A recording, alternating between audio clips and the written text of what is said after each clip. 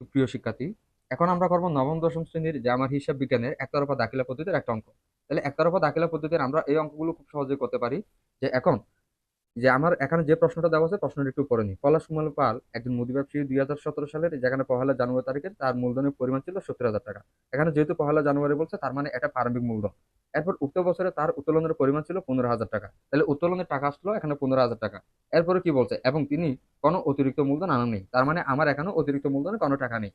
এরপরে বলা হয়েছে 31 ডিসেম্বর 2017 তারিখে মোট সম্পদ। তাহলে 31 ডিসেম্বর যেহেতু বলছে, এটা আমার প্রারম্ভিক সম্পদ হবে না, এটা হবে মানে সমাপনী সম্পদ 1,20,000। এরপরে মোট দায়, এই যে এই মোট দায়ের এই টাকাটা 30,000 টাকা, এটা আমার প্রারম্ভিক না, এখানে যেহেতু 31 তারিখ বলছে, তার মানে এটা আমার সমাপনী দায়। তাহলে সমাপনী দায় এই যে এখানে 30,000 টাকা।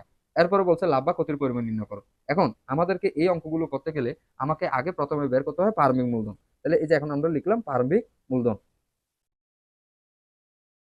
প্রারম্ভিক মূলধন, এখন আমার একটা প্রারম্ভিক মূলধনের সূত্র দেওয়া আছে। প্রারম্ভিক মূলধন বের করতে গেলে আমার প্রারম্ভিক মোট সম্পদ বিয়োগ প্রারম্ভিক মোট দায় থেকে বের করতে হয়। কিন্তু আমার এখানে প্রশ্নে স্পষ্ট করে বলা দেওয়া আছে যে প্রারম্ভিক মূলধনের পরিমাণ এই যে এখানে 70,000 টাকা। তাই আমরা এখানে এই যে একেবারে সরাসরি বসে দিতে পারি প্রারম্ভিক মূলধন আমার 70,000 টাকা। এবার এবার বের করতে হবে সমাপনী মূলধন। সমাপনী মূলধনটা লিখলাম, সমাপনী মূলধন। এখন সমাপনী মূলধনের একটা সূত্র আছে, সমাপনী মোট সম্পদ বিয়োগ সমাপনী মোট দায়। এখন আমরা সূত্রটা লিখতে পারি, সমাপনী সমাপনী মোট সম্পদ, তাহলে বিয়োগ সমাপনী মোট দায়। সমাপনী মোট এই যে এখানে দায়। তাহলে আমার এখানে সমাপনী মোট সম্পদ, সমাপনী মোট সম্পদ কি প্রশ্ন দেওয়া আছে কিনা। তাহলে সমাপনী মোট সম্পদ কত, এই যে 1,20,000 টাকা, এটা আমরা লিখলাম 1,20,000 টাকা। এরপর বিয়োগ সমাপনী মোট দায়, সমাপনী মোট দায় কত আছে, এই যে এখানে 30,000 টাকা। এখন আমার 1,20,000 থেকে যদি 30,000 টাকা চলে যায়, আর তাকে এই যে এখানে 90,000 টাকা। এখন আমরা 90,000 টাকাটা পাইলাম, এটা আমার সমাপনী মূলধনের টাকা। এবার তাহলে আমাকে বের করতে হবে লাভ বা ক্ষতি। লিখলাম লাভ বা ক্ষতি। এখন হচ্ছে লাভ বা ক্ষতি বের করতে গেলে আমার একটা সূত্র আছে, সূত্রটা কি, সমাপনী মূলধন, সমাপনী মূলধন যোগ উত্তোলন, যোগ উত্তোলন। এরপর বন্ধনী দিয়ে দিলাম মাইনাস। তাহলে প্রারম্ভিক মূলধন,